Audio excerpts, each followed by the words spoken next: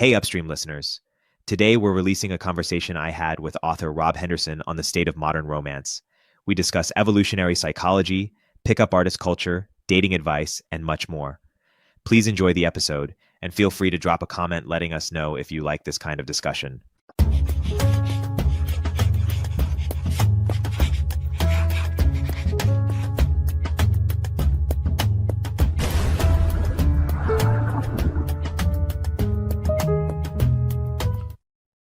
Rob, thanks for coming on the podcast. Excited to chat with you. Yeah, thanks, Erik. Great to be here. So, Rob, you write a lot about the intersection of evolutionary psychology to explain questions in relationships like why do women like dark triad men? How do dating apps change the sort of, dating marketplace, and how to think about picking the right romantic partner. How did you get interested in these questions as it relates to evolutionary psychology, and what do you think evolutionary psychology has to offer? Well, I got interested in that intersection, evolutionary psychology and modern dating, probably because around the time that I was studying psychology, I was in my mid-20s. There's a whole backstory to that, and I think you and I have talked about this on a previous episode, why I got to college so late. But I arrived in undergrad, I was age 25, majored in psychology, studied a lot of evo psych, grad school as well, and my PhD. And so through, my mid-20s, late 20s, that's also the period that coincides with, when people, young men, young people in general, devote a lot of effort to dating and to becoming attractive and wondering why these sex differences exist, why we like what we like.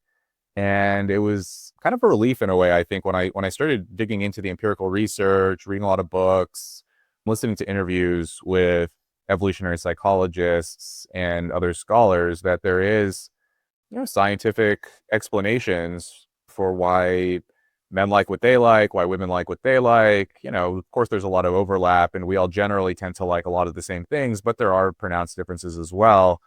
And so that was what got me initially started, was sort of that personal experience. But then also, I just find people endlessly fascinating.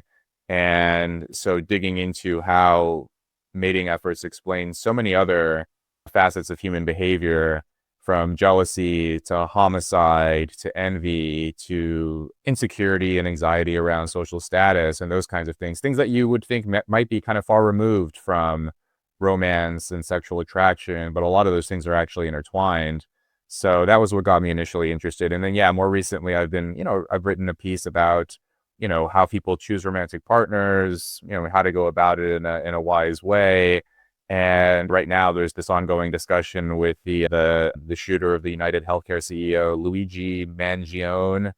And I found that was a unique opportunity to write about something I've been meaning to explore for a while. And maybe you and I can get into it in this conversation now or a little bit later about, what is it about violent and aggressive men who score highly on the dark triad personality traits that seem to be so uniquely appealing to women, especially young women.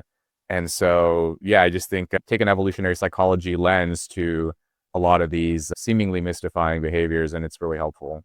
Let's get into Luigi, because I think it'll be a good segue into other topics. I mean, if he wasn't as good looking as he was, or if he didn't go to Penn, would he be as attractive? Or when you explain the phenomenon of why women are attracted to violent men? Well, so obviously his looks help, no doubt about it. He's just a good looking guy. But I suggest in this Substack post that I think above and beyond that, his murderousness actually added a little extra something to his appeal, why women were especially intrigued by him. And so my suggestion here is that even if Luigi Mangione was a little less good looking, but he committed the exact same act, I think that, the interest with him would be greater than if he was just a normal person who hadn't committed the act, or if he was still physically the same, if he looked the same, but he had never committed murder, he would still get some romantic interest just based on his looks alone. But the fact that he committed this shocking act, this violent act, actually may have boosted his appeal among some women. And so I used this event again to explore this idea of, why are women attracted to men who are high in the dark triad, this personality construct in personality psychology. So this is narcissism, which is entitled self-importance, psychopathy, which is sort of callousness and cruelty, and impulsivity, and Machiavellianism, which is kind of like strategic exploitation, using duplicity as a means to get what you want. And there is a lot of interesting research around the dark triad, and at least for first impressions and for short-term mating encounters, men who are high in these traits do seem to do better than average. And so why is this? What is it about violent men in particular that women find appealing? Well, I spent a good deal of time over the last, well, let's see, I read Richard Wrangham's book, The Goodness Paradox. So Richard Wrangham is an evolutionary biologist at Harvard. I read Franz de Waal, who just passed away, I think earlier last year, but he was a primatologist who wrote, endless streams of papers and a lot of interesting books. Both of them are well worth looking into if you're interested in, human behavior and psychology, evolutionary psychology in general. And, I'd also read Diane Fossey and Sarah Hrdy. Anyway, I could name all these people. But anyway, basically, my impression from all of this work is that if you look at chimpanzee troops, gorilla harems, our nearest evolutionary relatives, there's a lot of infanticide. For gorillas in particular, a gorilla female is more likely than not to lose at least one infant to an infanticidal attack, typically by a gorilla male. And what happens often in these cases is that a male will come in. This goes for chimpanzees as well. That if a man or a male, murders the infant of a female, then she will often frequently experience arousal, and then immediately start to sort of pair bond with that new male. And so, if you read the accounts of primatologists and evolutionary scientists, they suggest that our nearest evolutionary relatives to chimpanzees and orangutans and gorillas and so on, their mating systems were much more similar to our existing primate cousins rather than modern human mating systems. And so it's possible that for very early humans and pre-humans, that was basically how things were set up as well, where there was a lot of infanticide going on and females who would attach to violent males. But why is this the case? So why would females respond in that way? Why would they immediately experience some sort of arousal or this longing to mate with this male who just murdered their infant? And the suggestion here is that the reason for this is, if they were to mate with this violent male, the likelihood of their infant being killed is dramatically reduced. Because he's violent, and he's especially going to be likely to be violent against any other infant that isn't his. But if it's his infant, if it's his child, he's going to be less likely to murder it. And so evolution would select for females who would mate with violent males. Those genes get selected for, they pass on. And so my suggestion here is that there's probably something similar going on with some human females as well. There's this intrigue, this appeal when women see violent males, and this may be kind of an evolutionary misfiring in the modern world, where you see women sending letters to serial killers, or, in that piece I cite, a lot of women, when The Sopranos was still on the air, there was this ongoing discussion of how it was possible that James Gandolfini was considered a sex symbol. Even though he was bald, he was overweight, he wasn't conventionally handsome by any means. And, if he were just a nonviolent, law-abiding patio furniture salesman, women would not have responded to him in the same way. But the fact that he is a mafia boss and you see him in the show capable of extreme acts of violence and brutality, that was, for a lot of women, they were perplexed by their own attraction to this man. And they even within that show, they depict that confusion in Dr. Melfi. So Tony's a psychiatrist. She herself expresses her own confusion at her interest in Tony Soprano, despite how he looks and how he behaves. And on paper, he's a horrible, unappealing man. But then you meet him in person and you see how he is, and you understand what he's capable of. And, there are things that we want and things we want to want. And those two things aren't always, they don't always coincide. So, obviously, I think this is true that most women do want men who are nice, who are kind, who treat them well, and so on. And that's what women want to want as well. But, sometimes there are things that we are intrigued by or we want that we know isn't necessarily good for us or whatever. And I think that for a lot of women, they respond to violent men in this way. And so I think Luigi Mangione was basically like this kind of a example of this, of, it's a bit, I guess, not as straightforward as like the Tony Soprano case or something, because he's already physically good looking. So I made those stipulations that, yes, he's good looking, but even above and beyond that, there's something about what he did that was extra interesting. And this is one evolutionary explanation for why men are more violent on average than women, more aggressive, more impulsive, more risk-taking, and so on, is because throughout our evolutionary history, those traits were often sexually favored. They were rewarded. Yeah. Is it accurate to say that if men are doing something that is high status to other men, it's also likely will be high status to other women too? Or is that not a sort of perfect? Hmm. That's interesting. There's a great deal of work on this question, and the answer seems to be yes, that when men, especially if you look at sort of small scale hunter gatherer societies, a lot of men in these communities will organize sporting contests or games in which young men in particular can display their physical prowess. And inevitably, the men who perform the best in these kinds of contests and sporting games, they tend to have more sexual partners, more numbers of children, and so on. There's a great book called Manhood in the Making by the anthropologist David Gilmour, and he writes about the Mehinaku. This was an indigenous tribe in a remote part of Brazil. And so this community, the Mehinaku, they regard themselves as a nonviolent society because they don't actually go into conflict with other neighboring tribes. They go out of their way to be peaceful. But within this community, despite the fact that they don't go to war with other communities, within the community, they organize wrestling matches among the young men. And if you refuse to participate as a young man in these wrestling matches, everyone else makes fun of you, they mock you, they tease you. And during the matches, often the participants who are the most vocal and enthusiastic, people who are cheering it on the most tend to be young women. They enjoy watching these matches because basically it's a kind of it's a way to assess physical ability. It's a way to kind of, from that kind of cold evolutionary perspective, it's a way to assess genetic quality. How physically capable are you? Are you tough? How are your reflexes? How smart are you? How clever are you? How are you able to defeat someone who's larger than you, for example? And how do you do that? And so all of this is to say that, and this is also the case in the modern world too. I mean, if you look at sporting events, I mean, I was just at a Knicks game this past weekend, and it's funny. You study enough evolutionary psychology, then you kind of see these star athletes who, objectively, you strip away all the bells and whistles, and these are just guys throwing a ball around. But you see, they have cheerleaders there who are cheering them on. In the audience, you see groupies, you see women who are intrigued by these guys. And we've kind of set up in our own society, in our large modern industrial society, we have the same kinds of games and contests, not just in sports, of course, but in work and occupations and all these other kinds of things. If you look at rates of marriage, men in the top socioeconomic brackets are far more likely to get married, far more likely to have children compared to men who are sort of lower down the ladder. So women do seem to like men who are admired and respected by other men. Yeah.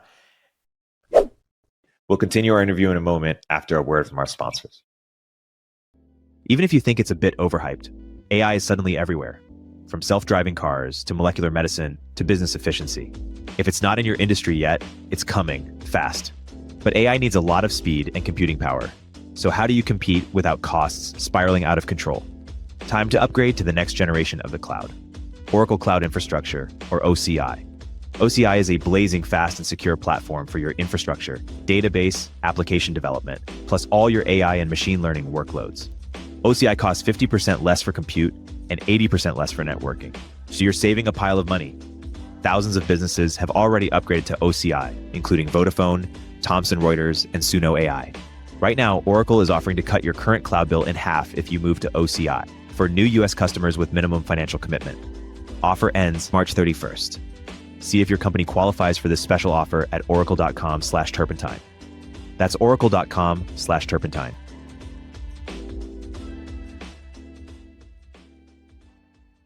Every time I hop on the 101 freeway in SF, I look up at the various tech billboards and think, damn, Turpentine should definitely be up there. And I bet I'm not alone. In a world of endless scrolling and ad blockers, sometimes the most powerful way to reach people is in the real world. That's where Adquick comes in. The easiest way to book out-of-home ads, like billboards, vehicle wraps, and airport displays. The same way you would order an Uber. Started by Instacart alums, Adquick was born from their own personal struggles to book and measure ad success. Adquick's audience targeting, campaign management, and analytics bring the precision and efficiency of digital to the real world. Ready to get your brand the attention it deserves? Visit adquick.com today to start reaching your customers in the real world. Again, that's adquick.com.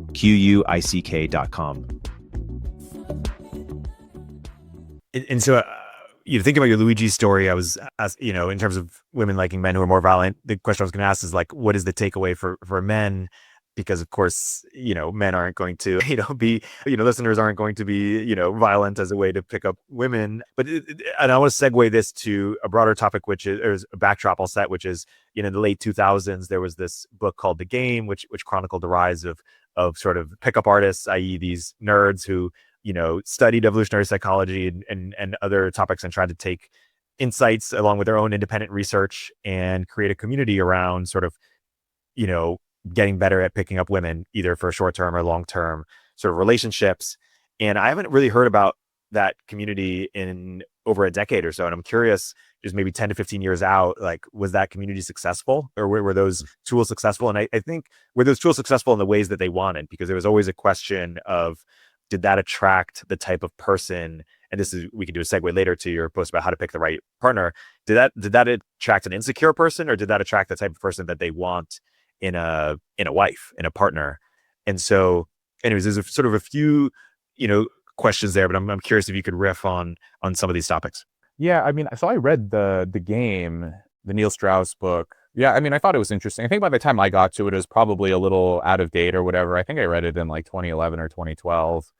And my understanding was like, that was like right around the time that a lot of those tricks or whatever were kind of, they became too mainstream or something. But I thought like the idea underlying it, it was actually a pretty hopeful message of self-improvement, of, if you're kind of an awkward, like socially awkward, unsuccessful guy with women, that you can actually physically transform yourself and mentally transform yourself and become a more attractive person. I guess like there was all the gimmicks and stuff, which probably wasn't ideal, but the sort of underlying like sort of deep transformation, I think that there's something there that a lot of guys could benefit from. I talked to my friend Richard Hanania about this, and he suggested that was actually a more hopeful period, because now, like, whatever that was, the PUA stuff that seems to have evolved now, it was like PUA, red pill, and now you just see like this black pill stuff and incel stuff, where it used to be like, okay, so you're kind of a loser and you're not getting any girls and whatever, but if you work really hard and get over your fear of rejection and talk to women, that, eventually someone will like you. And now it seems to be, this very bleak, like, no matter what you do, you're never going to be attractive, so just give up. And that's like a very defeatist message. And I think like, maybe they just didn't do a good enough job of teaching men. I mean, I think like the fact that was even necessary in the first place probably speaks to something, a potential issue in our culture, that young guys had to sort of seek out these weird underground communities in the first place just to get a girlfriend. I think what may have happened too is that a lot of the guys who were drawn, there could be a selection effect here playing out. And again, like you said, I'm just riffing.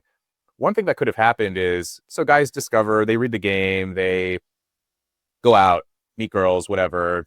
I think most guys aren't interested in being a pickup artist. I think most guys just want a girlfriend. And so they try out these tricks and they follow the advice and everything else. They meet someone who likes them, they get into a relationship, and then they exit out of that whole scene. And so then gradually it dwindles down. And so who's left after, multiple iterations of that? You have guys who are kind of whatever, like sociopathic guys who love the chase and love racking up numbers. And then you have another group who were never able to get anyone. They approached a bunch of women and something was off about them, or they didn't self-improve enough or in the right way. And then they transition into being some black-pilled incel or something. And they say, well, I approached 100 women and none of them liked me, so none of this stuff actually works. And then, then the sociopathic types, they approach 100 women and sleep with 15 or 20 of them. And they're like, this is great. And everyone else just sort of self-selects out and exit out of that, that whole scene. So I think that may have been what happened. And then in addition to that, there's the whole dating app phenomenon, where I don't think it's that common anymore to meet people in that way that Neil Strauss describes in that book of going out to nightclubs or bars or whatever, and doing your cold approach openers. I think now it's more and more about the apps. Although I think there's this whole idea of dating app fatigue, and I think a lot of people are sort of getting burned out on those too. But yeah, it's interesting, and yeah, it's sad that like we have, I think, lost a bit of hope from that era from 10 or 15 years ago. Yeah, it's really interesting. I remember there was this dialogue either in the book or some adjacent sort of related text where someone is asking Neil or one of the sort of coaches something like, "Hey, when can I stop, using game and just be myself?" Okay. He's like, "This is your new self now." And I say that to ask a question of like, you know, when you learn about evolutionary psychology, but you also kind of want to be a good person and kind and nice and sweet, and or maybe that's who you are naturally. How do you sort of reconcile that, or how do you not get black pilled? How does it inform one's perspective, or how should it inform one's perspective? Huh. Yeah, that's interesting. I mean, I think you kind of go through this cycle where initially you're naive, and then yeah, maybe you do just generally act nice because that's kind of how you're trained and socially conditioned to just be like a good, nice person. And then you learn a little bit of evolutionary psychology, or you learn the kind of warped, caricatured version of it you see in social media and whatever, and then you maybe become bitter. But I think if you read the actual research and you study it long enough, and you're not looking to have your own priors confirmed of, maybe you get rejected a few times and then you just decide to write off half of the population. And now you're reading papers and you're trying to like search for evidence that they are, women are bad or men are bad or whatever. And then, if you don't do that, if you just read it as it is, what it actually says, the good and the bad, I think you end up like the way that I came out of it just saying like, oh, people are, we're all human beings. We're all flawed in some ways, and there are sort of evolutionary adaptive reasons for this. But then on the other hand, like we have existed throughout the millennia. We've pair bonded. We've had children. The only reason, like, an individual human, if you compare it to any other mammal, is pathetic, physically unimpressive. And yet we've been able to survive. And, basically there's this great line in, I think it's in How the Mind Works by Steven Pinker, where he says, he's riffing on this, like, if you compare a human to a tiger, we have no claws, no fangs, we run slower, we have less, muscle mass per unit of weight or whatever. Like overall, you compare physically a human to a tiger, we are nothing. And yet humans are responsible for the fate of tigers and not the other way around. And he's talking, of course, about our cognitive ability, our brain power, but also our ability to cooperate and get along with one another and trust one another and to build communities. And, I think like there is a hopeful message in that too. The only reason you're here is because of multiple thousands of generations of trust and cooperation and pair bonding and romance and trust and all those kinds of things too. So there are kind of, you can approach human nature from both perspectives. But I think, the fact that people are, I think a lot of young guys are kind of over eager to like look into the darkness. Maybe, I think they would do well to also look at the other side of it as well. Yeah. And so let's segue this into picking a romantic partner and partner selection in general. What are some of the more interesting findings you've had on that, or some of the theories you've developed there? Yeah. Well, I wrote this long piece called How to Choose a Romantic Partner in my Substack. This must have been, was this like earlier this year, I think, actually. And I think this was specifically aimed at straight guys, which I think is mostly my audience on Substack. It's like mostly young-ish straight guys who are interested in this topic. And but a lot of it is applicable to relationships in general. And so one of the things I point out, there's this, there are kind of two ideas as a first pass how to go about seeking a romantic partner. So one common adage is opposites attract, and then the other adage is birds of a feather flock together. And which one of those kinds of common adages is most likely to be true? And if you look at the psychology of assortative mating, it's actually the case that people who are similar to one another are more likely to enter relationships. They're more likely to get married. What's interesting, though, is that the specific attributes people are similar on are not necessarily ones you would expect. So if you look at, for example, physical traits like height and weight, there is a modest correlation. So if you have a man and a woman, they tend to be, slightly correlated on height. If you have a tall man, he's likely to be with a woman who's a little taller than average for a woman, and weight as well. People who are very fit tend to favor people who are fit, and not so fit tend to favor not so fit. But these are very small correlations. Same with the big five personality traits. So openness, conscientiousness, extroversion, agreeableness, and neuroticism. These are kinds of the big personality categories that our sort of behavioral attributes fall under. And these too tend to be very modest in terms of how similar couples are to one another. The big ones are education, intelligence, and political beliefs and religion. So education and intelligence. So people tend to mate with people who are roughly similar to them in education and intelligence. Part of that might just be sort of environmental effects that, we've created this system in the US and in, modern first world countries in general where, you kind of get shuffled off very early into a certain educational track. And so this may just be because of the people around you. If you go off to college, you're around other people who went to college and you were kind of selected for standardized tests and GPA and academic interests and those kinds of things. And so it's unsurprising that if you go to college and you have a bachelor's degree and you marry someone with a bachelor's degree, so you get set into these kinds of dating pools pretty early on. So education and intelligence, I don't think that's quite as interesting as the others, which are political orientation and religiosity. And I think in that instance, what people are really seeking are shared values. Do you have the same priorities? Do you have the same kinds of ethical principles? Do you have the same kinds of aspirations and expectations for behavior, for family, for your future?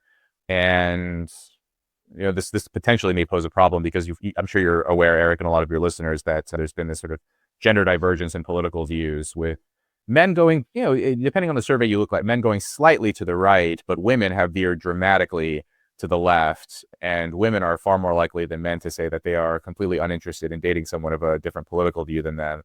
And so that's one part of that essay that I focused on, is that actually birds of a feather flock together. We tend to like people who are similar to ourselves, but then the specific attributes, it kind of varies just in terms of how similar we tend to be. Yeah. It is interesting because when you think about most evolutionary psychology, people just say, apply to dating, they wouldn't think to make that connection in terms of what people look for. They'd think this something of what we were saying earlier around like, the woman likes the bad guy, 50 Shades of Grey, etc. And, when people who struggle to pick up women, you sort of think about how they can improve their chances. They're quicker to be like, I should be more of a bad guy, when really perhaps they should just get a better career and be a better person or something. Yeah. Oh, I see what you're saying. Yeah. I mean, it's always dangerous to give sort of general catch-all advice like that, because if you're a naturally timid guy who's afraid to talk to girls, and then you say like, you got to be more of a dark triad, you got to have more of an edge to you, you got to be more bold and unafraid, then that might be good advice. Like, not, don't go all the way over into psychopathic territory, but be a little bit more courageous in terms of, how you carry yourself.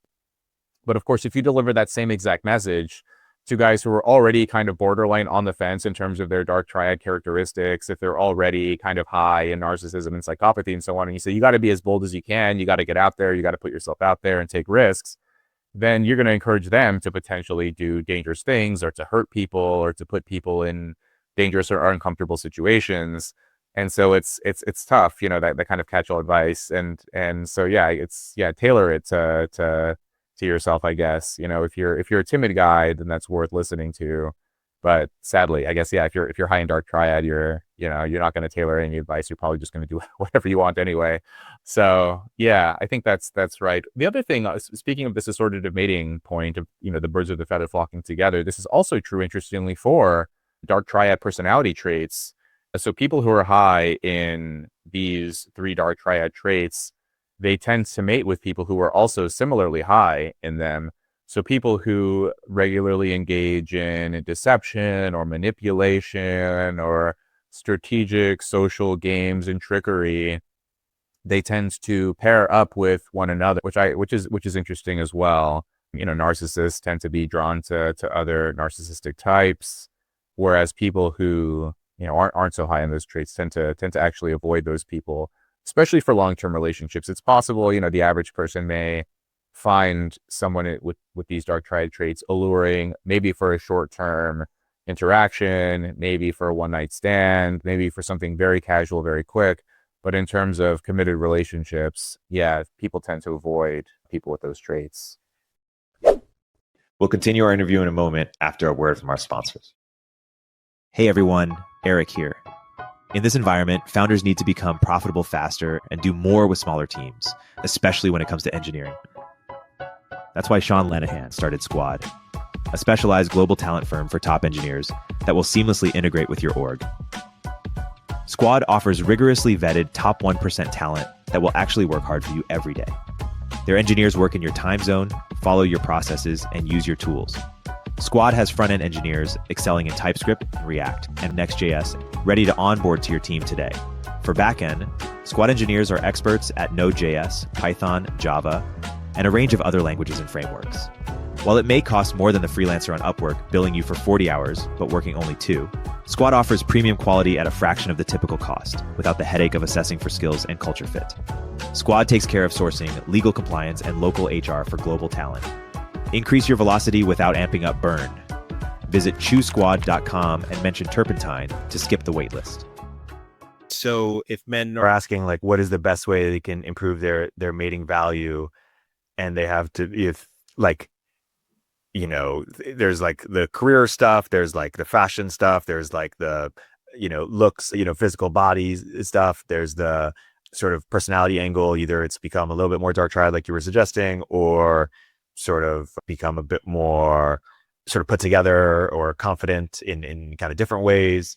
I know it's hard to give blanket advice, but what do you find typically what's like the highest leverage thing men could do to increase their mate value? I mean, I think it's obvious, but it's true that I think like physically guys should, I mean, you look around, man, a lot of guys are just sort of, in terms of how they dress, how they look, they're not well groomed, or they're just not taking care of themselves physically anymore. I think something happened after lockdown too, where even things like deodorant, I think people just like forgot to smell good, or at least not bad. And so I think as a first pass, just basic grooming and hygiene, get haircuts, or, if you have a certain look and a style, keep it up, and, make sure that it doesn't get out of hand, buy clothes that fit.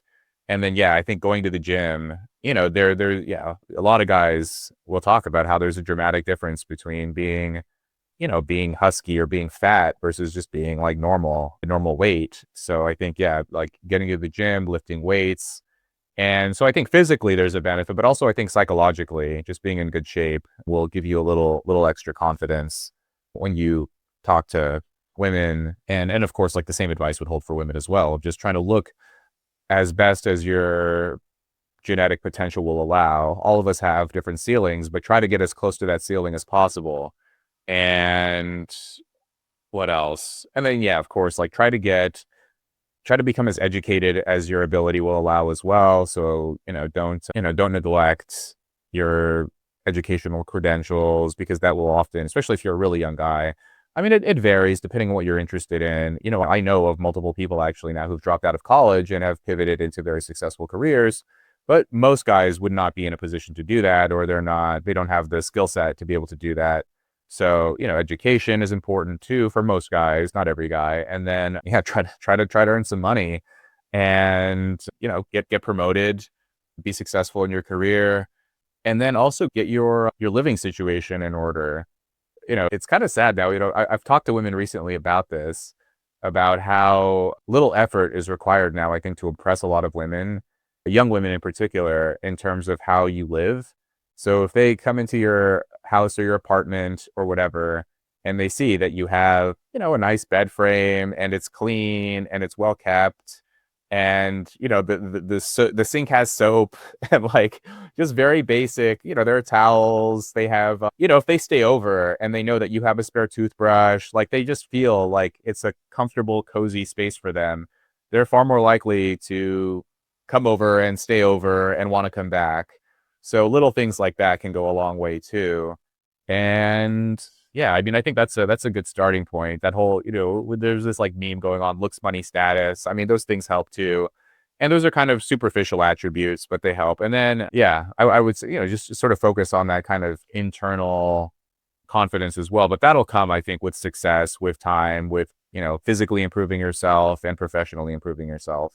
Yeah, it is interesting where there's this sort of funny thing that happens to men where when they're younger, it's harder for them and they're like, oh, nobody likes me. And then if they're able to have some success, then they're like, oh, now people start to like me, but do they only like me because of my success? And, not all men are as sort of reflective in this way or care that much that people, that people didn't like them and now they like them. But for the people who do, it's a little bit of a catch-22 or something like that. Yeah. Well, I think there's so going back to the earlier point about the whole pickup artist thing, I think something happened because so I read Tucker Max's books as well back in, whenever it was like the early 2010s, right around the time I read The Game. And I think at that time it was like there was this like the default cultural setting, I think, for guys was to be nice. And then you read some PUA stuff, you read I Hope They Serve Beer in Hell, you read like that kind of stuff that was really popular in like the 2000s, that era. And then those ideas in those books trickled throughout the mainstream. And then I think like the factory setting got switched over to the default is to be a little bit of an asshole, to be a jerk. That's what women like. Women expect you to be nice. So if you're an asshole, you'll intrigue them. And that's so interesting. It's so novel to them that they'll find you to be more interesting in some way. But I think those ideas have permeated the culture so much that, women kind of expect guys to be assholes now because of those books and the influence, and not just those. I'm sure there were other factors involved, but now women kind of expect guys to be unkind and uncommitted and flighty and untrustworthy. And so weirdly, I think like if you want to stand out now, I'm not saying like be a pushover or be naive or something like that, but I think if you're just like a normal guy who's generally pretty nice and like obviously like, don't lie and don't fabricate your views or anything, but like be who you are and be a nice guy. And I think like that intrigues a lot of women now, that just having some sense of chivalry, having some sense of compassion and empathy and whatever. I think like now that actually intrigues women now too, because yeah, it's becoming vanishingly rare, I think. But it's like the Pete Davidson archetype of like, of a sort of vulnerable guy who's also, obviously very funny. Soft boy. Yeah, exactly. And yet is a lady killer. Yeah. Okay. So your question earlier your observation earlier was interesting. Yeah. That, so if you're too successful or you're, will you start to wonder? I don't know if that's, because I don't know if you can separate out those things, because you could also say this for women as well, right? You can imagine a very beautiful woman saying like, do they like me or do they like my beauty? But like those two things are intertwined. And so, I think often as a man, your success, for example, or your money or whatever it is that you have, that in and of itself is probably not enough. It may be enough to kind of get your foot in the door, but the only way that someone will stay with you, for the most part, I mean, there may be some especially strategic Machiavellian types who will play the long game or something, but for the most part, if someone's with you and they want to be with you and they enter a relationship with you, it's because like they've kind of, they see something beyond that first impression of you, and they see that there's something else about you. In the same way, I think it is for men and beautiful women, right? Where like maybe the beauty initially intrigues you, but then you get to know the person, and then you start to actually fall in love with them or become interested in who they are as a human being. Whereas you can easily imagine examples, and I'm sure listeners can imagine examples of, you see a woman who's very physically appealing, and then you start talking to her and realize, oh, like I actually don't like this person very much, and discontinue talking to them. And I've heard this happen with women too, where there's a guy who's famous or has a lot of money or has something going for him, and then they start talking to him and realize like, oh, this guy actually sucks, and then they back off. So yeah, I think it's sort of, it's like an audition, and you can pass that first step, but then after that you actually have to be someone who they're interested in. What does the science say about age gap relationships? Yeah, well, so this is sort of cross-cultural and global, that women invariably tend to like men who are a little bit older than themselves. It varies anywhere from kind of 2 to 8 years. I think in Western countries, it's kind of steady around 4 or 5 years. And yeah, this is kind of a consistent finding. I mean, what's interesting is that when you look at likelihood of relationships dissolving, so divorces, for example, when the man is older than the woman, they are more likely than average to divorce. So it actually seems to be, and he's more likely to cheat as well if he marries a woman who's older than him. And so, yes, it does happen that there are relationships where the kind of expected age gap is actually reversed, where the woman is older than the man. But in those relationships, they seem to be rockier and less stable. And this was an interesting observation pointed out by Diane Tice and Roy Baumeister in their book, The Social Dimension of Sex, where they talk about how, you know, generally in relationships, romantic relationships, they're 50-50. You both kind of give your contribution, your input in terms of who makes decisions, who makes the final call, what you should do, so on and so forth. But one of their more, let's say, spicy observations on this point is that, if you have, so generally speaking, when you have a man and a woman who are together, the man tends to earn a little bit more money on average. Women tend to like men who earn a little bit more. They tend to like men who are a little bit older. They tend to like men who are taller and who are at least as professionally successful, if not more so than them.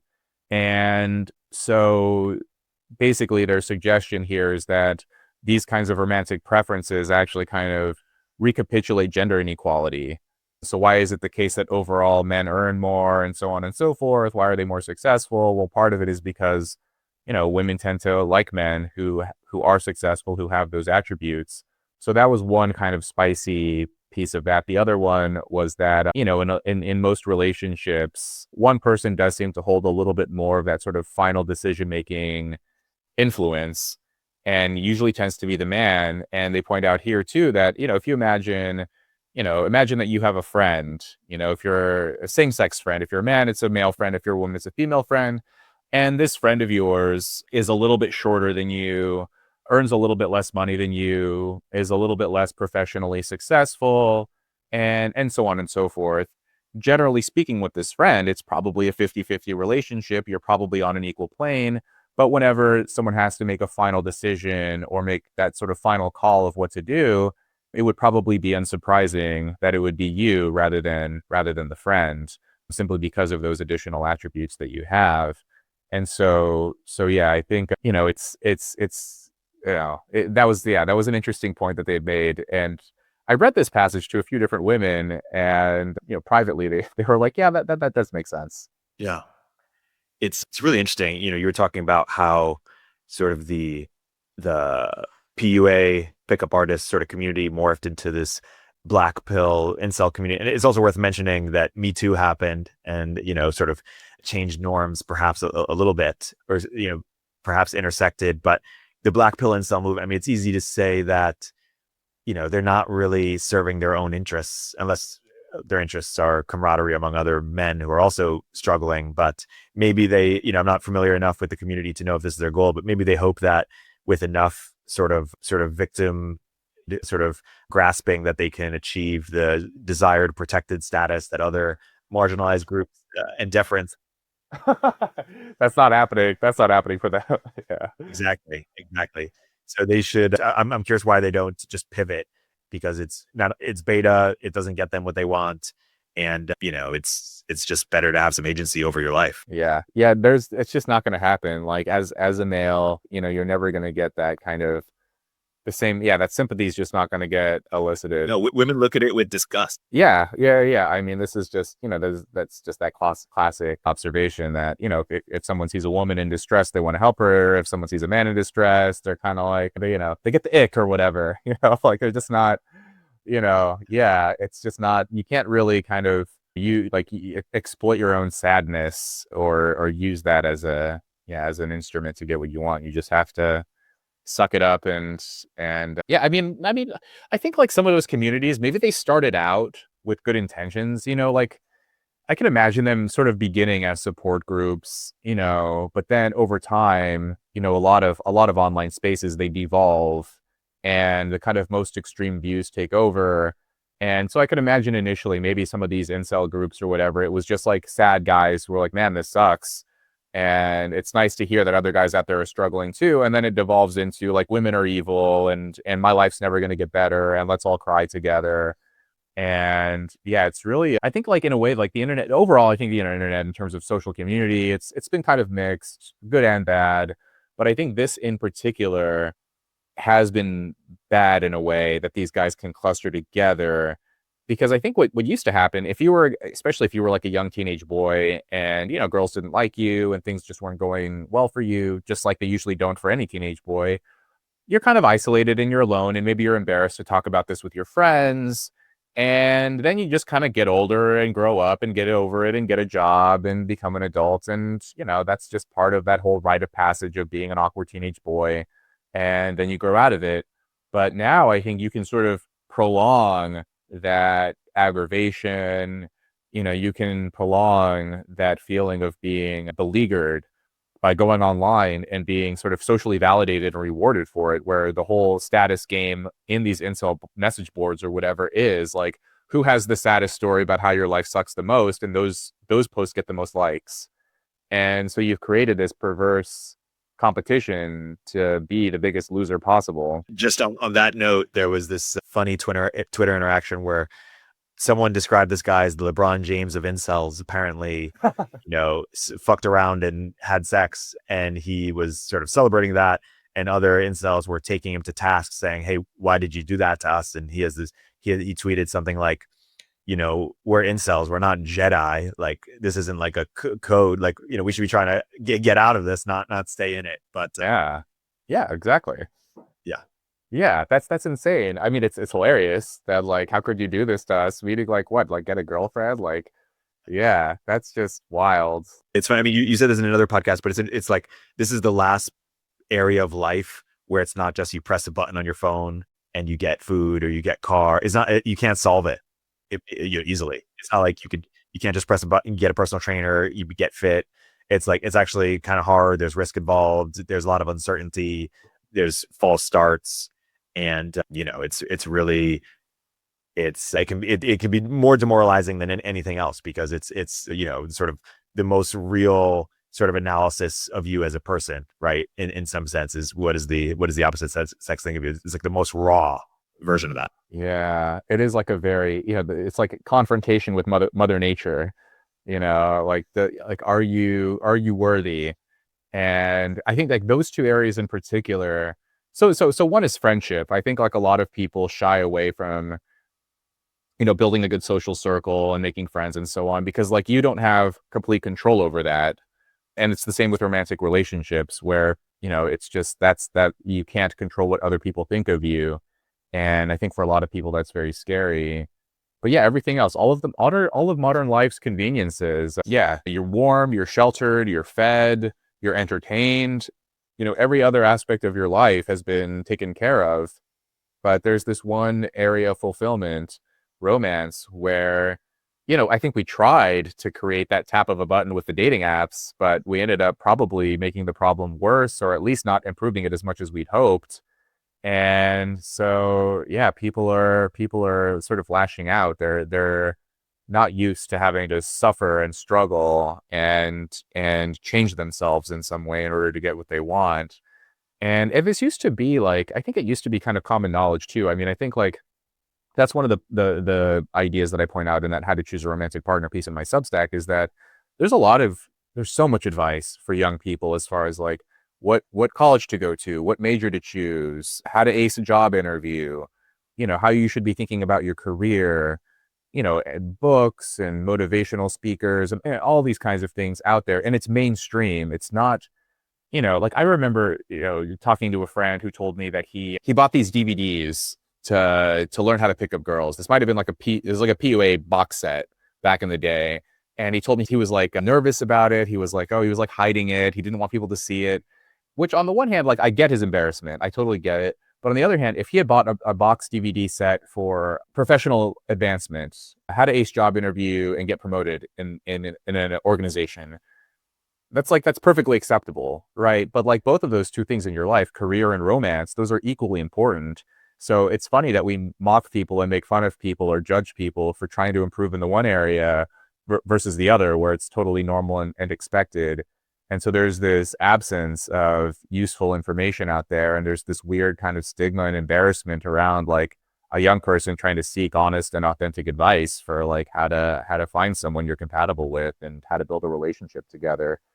It's interesting because that advice is usually, it seems like tactical and kind of like, more about sort of short-term stuff than it does around like building long-term confidence or character or sort of capacity or some of these like, I don't know, really attractive long-term qualities perhaps. And it is interesting. I mean, who are the most influential men in the last decade around advice for men? Perhaps Jordan Peterson, who I find very uplifting, and I'm surprised that people thought he was such a menace to society, or especially compared to, I don't know, Andrew Tate or something a few years later. And so yeah, it is interesting how these characters, I guess they're two of the most popular advice givers to men. They have a very different sort of aesthetic and flavor, and and probably overall substance in terms of their advice to men.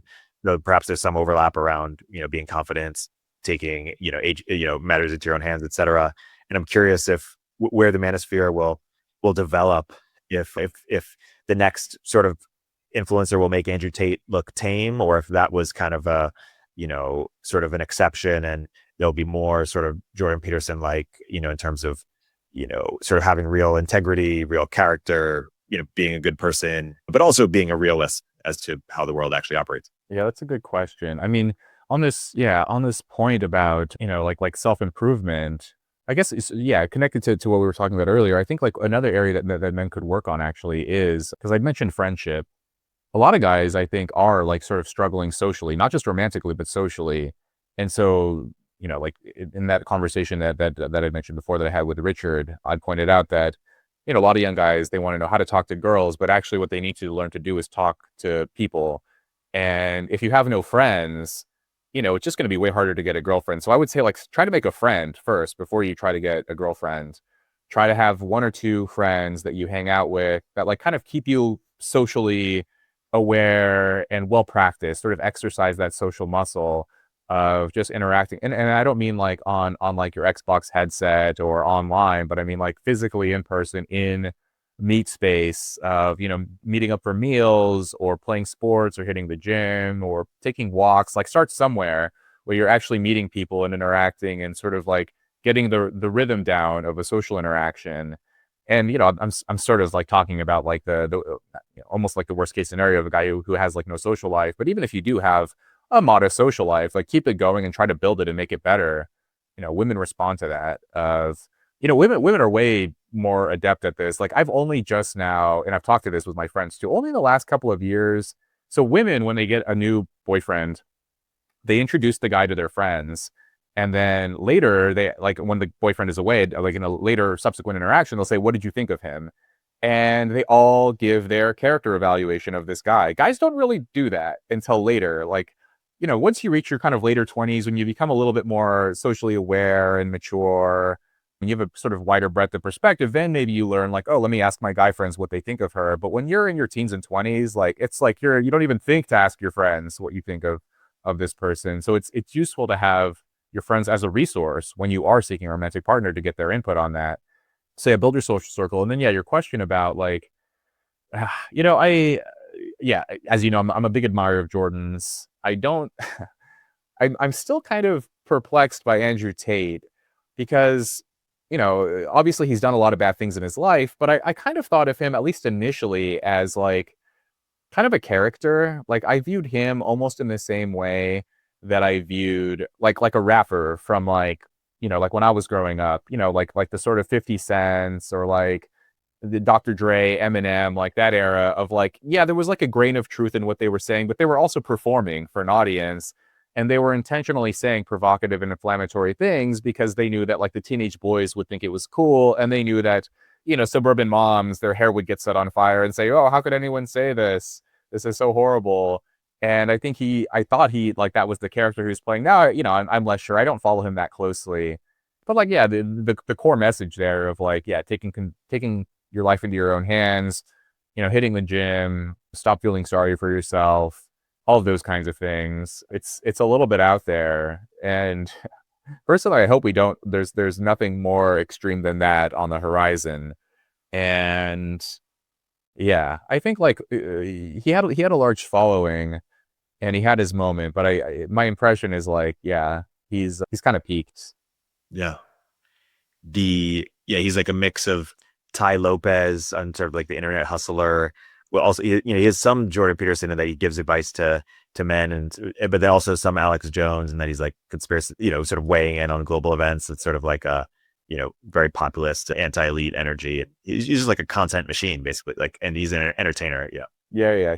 He is entertaining. Like, I get it, and he was sort of built for TikTok, right? Of like very flashy, very quick, very provocative and inflammatory, delivering those like 15-second sound bites of saying something that has like a little grain of truth, but said in a sort of an exaggerated, cartoonish version of whatever that truth was. Yeah. What are your thoughts on how should men think about vulnerability as it relates to, being attractive to the opposite sex? Yeah, vulnerability as it relates to the opposite sex. Again, like it's hard to give that sort of blanket advice, but I think a lot of guys are worried about coming across as weak or timid or something like that. And I think there's that kind of signaling and counter signaling component here where, I'll give you an example of this. So I listened to this podcast with Bill Burr and Joe Rogan. This might have been like 2 years ago. And Bill Burr, I think he's talking about how like he refuses to cry or something like that. And he's a comedian, so he was like half joking. He was like making a joke. He's like, I don't cry. And Rogan was like, there's nothing wrong with crying, man. Nothing wrong with like getting in touch with your feelings and expressing yourself. And Bill Burr was like, Joe, when you cry, people like it because you're like a ball of muscle and you're the UFC guy and you're allowed to cry because when you cry, people are reminded that you're human. When I cry, they just think I'm weak, and I think there is a bit of that like if you are already perceived as soft, if you're already perceived as weak, that maybe you shouldn't, give them any more reason to think that than they already do. But if you are successful and otherwise, your life is well put together and all of those kinds of things that, exposing a little bit of vulnerability, I don't think there's anything wrong with that. If it's authentic, if it comes from the right place. And, this is something that I talked about with my own book and my own life that, back when my life was actually hard and, I was struggling kind of financially and emotionally and everything else, I never let anyone know about it. It probably would have been a mistake at that time to talk about it or to dwell on it. But once I left that part of my life and things started to improve for me, then I could step back and reflect and be more open and honest and express myself in a more vulnerable way. So I think it kind of depends. It's good to be authentic overall, but I wouldn't necessarily sort of wear vulnerability on your sleeve if people already have reason to think that, that you're whatever. Like if you're around people who might exploit that vulnerability, let's say. Yeah. Is there anything related to this topic that we haven't yet discussed that's top of mind, or anything we want to leave our listeners with in terms of, or any other questions that you yourself are curious about that you're, eager to do more research or thinking about? There's nothing that comes immediately to mind. I think, I'm hoping that as we go on and as, the whole dating app fatigue, as there's been a lot more conversation around this. It's funny, like legacy media, they always take like 4 or 5 years to catch up to where the conversation's been in these kinds of online spaces, and people who are forward thinking and kind of on the vanguard of what's happening in the culture. But now I'm seeing more and more pieces in places like The Atlantic about like what's going on with young people, what's going on with the sex recession, what's going on with romance. And so it does seem like there's a broader awareness, at least among the educated public, that like obviously there's something wrong with young people and that there is this lack of guidance. I mean, it's kind of funny, when it comes to career, and I know I use this, I made this point before, but when it comes to career, no one expects you to know without mentorship or guidance, right? Like, oh, you're 18 years old, so just get out there and figure out your career. No, there's like all these measures put in place to like help people, young people.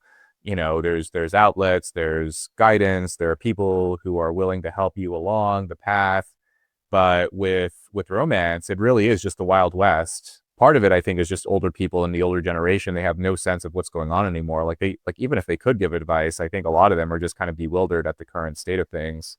But on the other hand, I do think like, yeah, if you're older, if you've been, married and you've had a successful marriage and relationship and you have some wisdom to pass on, or you've been thinking about these issues for a long time, that, yeah, talking more openly about it, because clearly there's a lack here and a lot of young people are confused. I mean, I've been shocked by the number of Zoomers, like, early 20s who say, yeah, they've had multiple sex partners, but they've never had a boyfriend. They've never had a girlfriend. And I'm like, never had it. Like, how's that even, like, how can you reach 23 and you've never had a girlfriend? Like, that blows my mind, but that's not unusual now. And I think a lot of people want that, and it's strange. Like, it's almost embarrassing. If you say, I want a successful career, perfectly fine.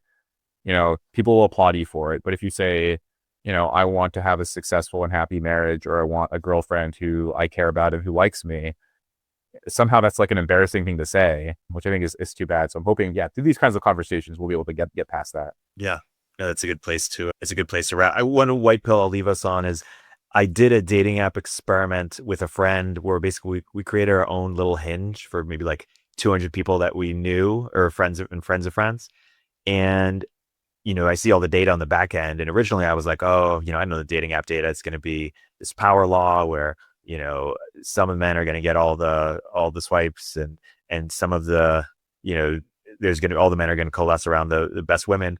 And I was actually surprised at how much range there was. And I was like, wow, everyone on the app got, someone else who was interested in them, and people actually have different tastes. And so that was just one way, it's a small sample size, but it opened my eyes to the possibilities of different people having different tastes, even though they're all generalized ratings, but you only need one, right? And so there's enough you only need one person to like you. There's enough edge cases where maybe there is, if not someone for everyone, more people for the market is not efficient. Let's just say, there's more people for, the people that are unavailable now. But Rob, thanks for coming on the podcast. This has been a wide ranging discussion, and to be continued. All right. Thanks, Erik. This has been great. Upstream with Erik Torenberg is a show from Turpentine, the podcast network behind Moment of Zen and Cognitive Revolution. If you like the episode, please leave a review in the Apple Store.